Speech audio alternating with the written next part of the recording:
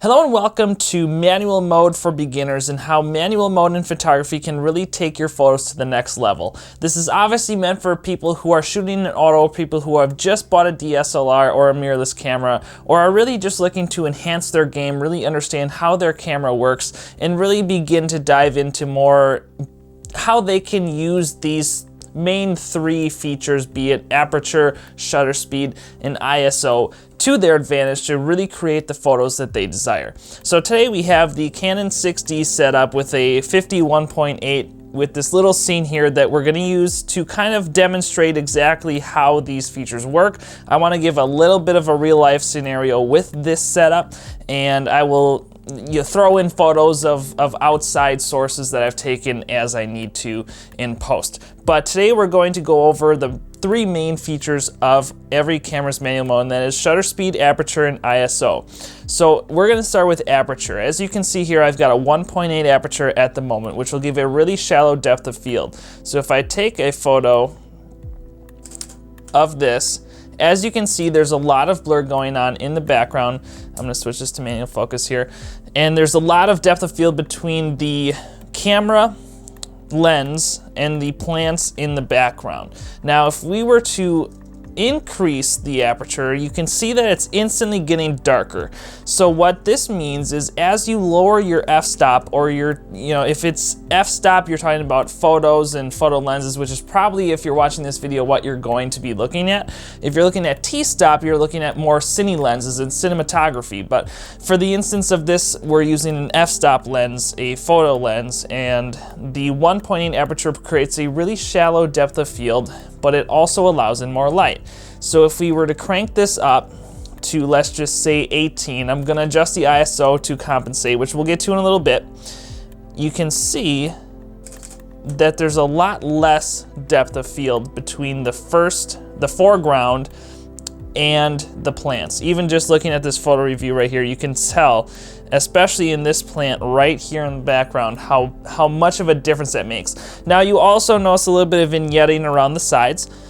That also comes with having your lens wide open, as it's considered. So if you have your lens all the way down to its lowest f-stop, you're going to create this vignetting typically. Now, not all lenses do this, and some lenses do it more than others, but especially at the lower f-stops, 1.8, 1.4, which is what I'm using right now to film with, but I'm at an f11, so you see a lot less, in this case, none of that vignetting in the video. But 1.8 aperture will give you a really shallow depth of field. It will allow a lot of light in, and it will really produce the image that you want to give that really silky bokeh.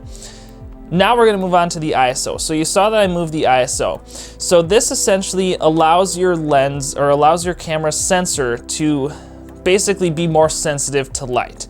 Now, most cameras, especially entry-level cameras, I really would suggest going higher than a 3200.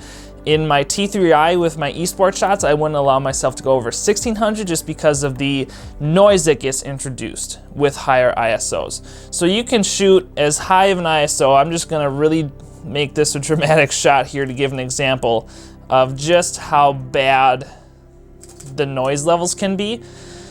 And obviously this is gonna take more effect when I blow this image up as opposed to just seeing it here, but you can notice a lot of noise, especially in the blacks. And that really starts to take into consideration once you hit about 1600. Even on most higher end cameras, 3200 to 6400 is really gonna start to show a lot more noise than if you were to take the same image at a lower depth of field and at a 100 ISO.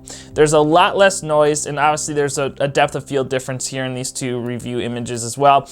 But generally speaking, you get the idea that as you start to increase your ISO, it'll allow more light in, which is great for low light situations, events, weddings, esports shoots, whatever the case may be, but it'll really start to increase a lot of the noise and start to make your images, in most professional opinions, unusable.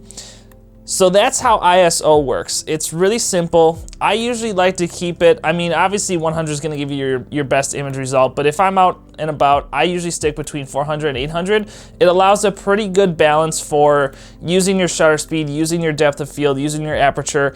And if you're kind of running and gunning it, I think 400 to 800 is a good place to be for. Still gives good image quality, but still allows you some flexibility if you just need a quick shot where your shutter speed is higher and you can fix it in post, or you need a quick shot where you want less depth of field and you can fix it a little bit in post.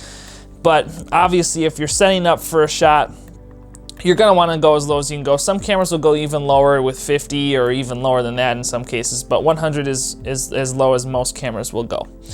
Moving on to shutter speed. Now shutter speed is going to increase or decrease the amount of blur that you get with moving subjects.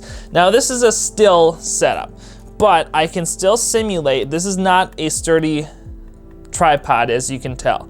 So I can simulate with a low shutter speed just how much of a difference this is gonna make. So I'm gonna shoot at 1/6 of a second with a little bit of forced hand motion. And as you can see, there's blur everywhere. So with any amount of hand holding, it depends upon how confident you are or how much caffeine you had or how shaky your hands are naturally. But I really don't recommend being anywhere lower than 1/125th if you can help it, if you're handhold shooting or shooting in without any sort of tripod, just camera off. Here we go, camera off shooting. I wouldn't really suggest shooting any higher than like a 1/125th. In this example here, you can see probably even a little bit of shake in that photo as well at 1/125th. So I don't really recommend it unless you need it. Now, some cameras like the A7R Mark II that I'm using have steady shot or in-body image stabilization, and some lenses have image stabilization. I do not own a lens that has image stabilization, but my A7R Mark II has in-body stabilization. So I can go down to 1/60th, even lower, and feel confident that I'm gonna get the image because I know that it's still going to be a stable image. It's gonna be an image that'll still work.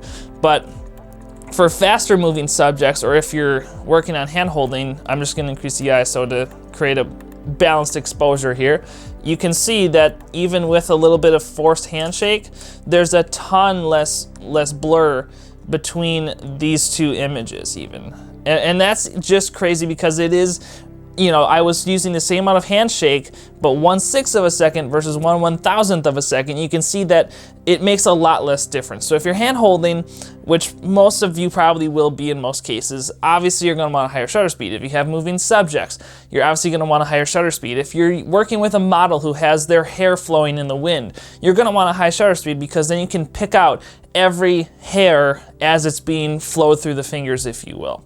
So that is the general basics of the manual mode for beginners. So thank you so much for watching this video. I hope that this has helped some people. I intend to keep this video series moving. I did not discuss aperture priority or shutter priority in this video. This is only for those that are really starting to work on their manual mode or really are confused about how it really works. And for those that are looking to switch from just taking pictures in auto to taking pictures in manual, as you can see here, here's gonna be full auto, and it suggests a 1/40th of a second shot with a 2.8 aperture and a 160 ISO for this exact scene.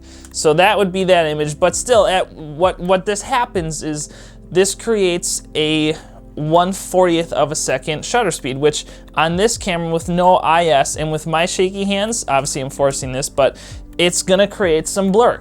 So that's why, and it's a perfect example as to why it's beneficial sometimes to switch to manual. And now that you have these ideas as to how everything works, you can increase your shutter speed, you can decrease your aperture, and you can increase your ISO a little bit. It's still gonna be within a reasonable range that you can work on in post. You're gonna get that non-shake image, you're gonna get that silky smooth bokeh, and you're gonna get really just the photo that you were trying to get in the first place. So thank you guys for watching. If this did help you out, feel free to give a like. Let me know what you have questions on with how a camera works that I can work on a video for next time.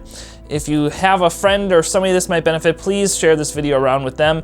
There's a lot of people that I know that have asked me about how they can improve their images, and I see that a lot of people have shaky images, have blurry images, have whatever the case may be, and I think a lot of those issues can be fixed with just knowing manual mode and knowing how your camera works in manual mode. So thank you guys for watching, have a great day, and until next time, see you on the internet.